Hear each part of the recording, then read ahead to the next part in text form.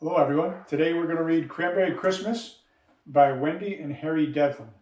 And this is a story my parents read to me for years when I was young. Christmas was coming. Snow was on the cranberry bog. The smell of pine in the wind and the fresh water pond frozen smooth. Mr. Whiskers, looking out from his kitchen window, was in a deep gloom. Christmas was only 3 days away, and his pond should have been filled with skaters. Skaters in bright sweaters, laughing with their scarves flying in the wind. And he could have been there, teaching them all to twirl and do figure eights.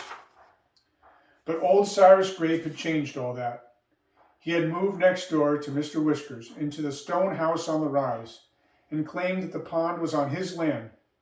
Cyrus didn't like children. Whenever he saw them on the pond, he would hop on his sled, bippity-bump down the hill. "Scat! Off my pond, or I'll have the sheriff after you," Cyrus would shout out and shake his cane as he chased the skaters to the snowy banks. "It's my pond, you old scoundrel, mine," Mr. Whiskers would boom back. But when the old sea captain searched through the attic, the desk, and the cellar of his gray cottage, he could find nothing to prove that he owned the pond. He began to wonder if he did own the pond. Mr. Whiskers brooded, Cyrus Grape cackled, and the little children sadly hung up their skates. Today there were new troubles for Mr. Whiskers. A letter from his persnickety sister Sarah in the city announced that she was coming for Christmas, and after the holidays she expected him to come back to the city to live with her.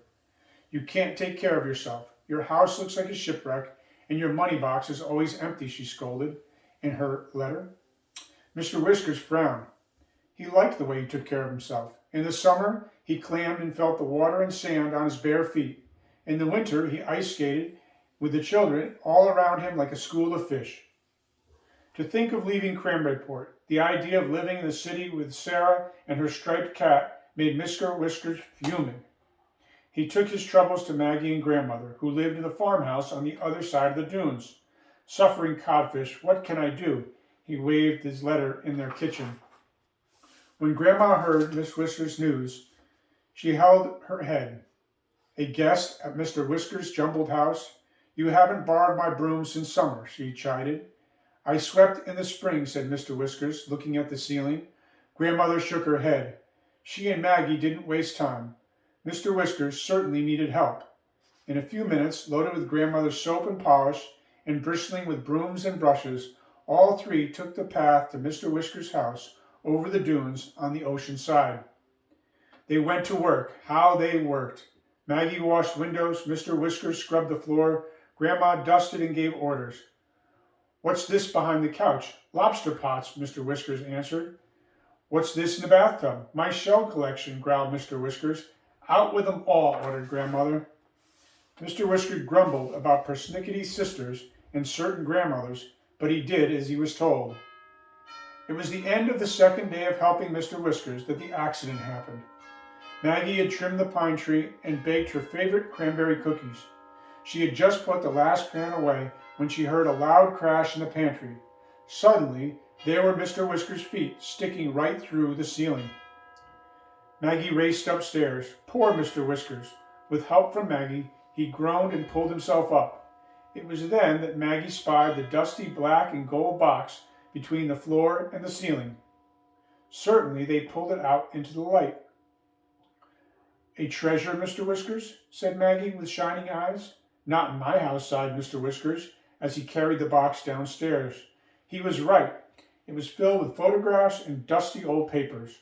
But long after Maggie had left, Mr. Whiskers was still studying the papers in the orange light of afternoon. He opened the last stiff parchment and began to smile. "Now," he chuckled. Then he slapped his knee and shouted, "Suffering codfish." Christmas Eve brought a light snow to Cranberryport, and the smell of the sea was in the air.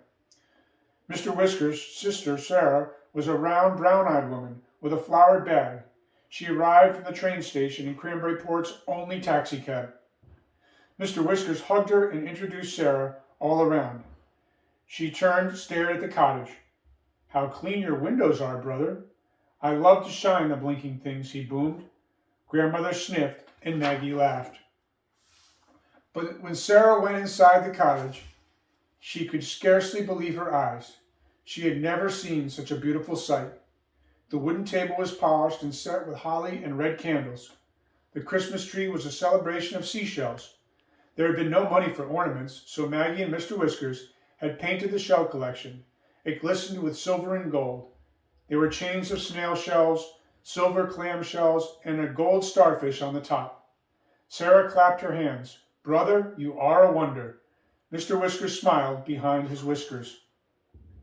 The night was a triumph. From supper of clam chowder, grandmother's famous bread, hot spice cider, and Maggie's cranberry cookies, to the singing of carols around the old piano. Mr. Whiskers pretended to cover his ears when Grandma trilled on the high notes. And there were gifts from the old sea captain: a sea-worn bottle blue as sapphire for grandmother, a giant pink shell for Maggie, and a small ivory box for Sarah. Sarah dipped into her flowered bag and presented her brother with a new red knitted scarf and mittens. It was midnight as Maggie left. Mr. Whiskers whispered into her ear that the children of Cranberryport should be at the pond at noon tomorrow. He winked in a most mysterious way. Christmas afternoon was cold and bright. Mr. Whiskers darted among the skaters and had just stopped to catch his breath when he heard the voice of Cyrus Grape. "Arrest them all, Sheriff." Behind Cyrus stood a tall man with a broad-brimmed hat. There were screams as the skaters fled in every direction, all except Mr. Whiskers. Mr. Whiskers pretended he hadn't heard a thing. He skated, he whirled, and then he stretched his arms and glided like a great black-whiskered bird. Mr. Grape's face grew red. "Off to jail with you," Cyrus was screeching, pulling the sheriff after Mr. Whiskers. "I'm skating on my own pond, you old fraud," cried Mr. Whiskers, turning and slowing down until he faced Cyrus Grape. Slowly, triumphantly, he reached into his pocket of his brass-buttoned coat and drew out a yellow, red-sealed paper and waved it under Cyrus Grape's long nose. He handed it to the sheriff.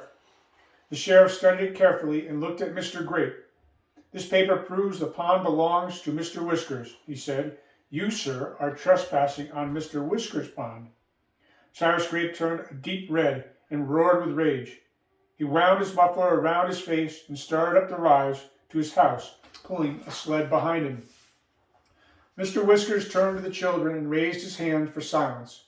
"My pond is yours, to skate on whenever you like. Merry Christmas to everyone." The crowd cheered.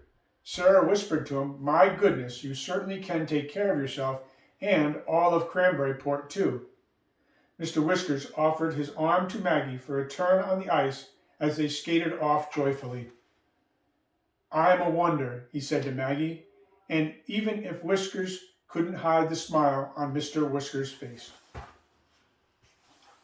And the book ends with Maggie's favorite cranberry cookie recipe, which I've had many times and they're delicious, and they are approved by Parents Magazine. I hope you all have a wonderful Christmas and have a great vacation.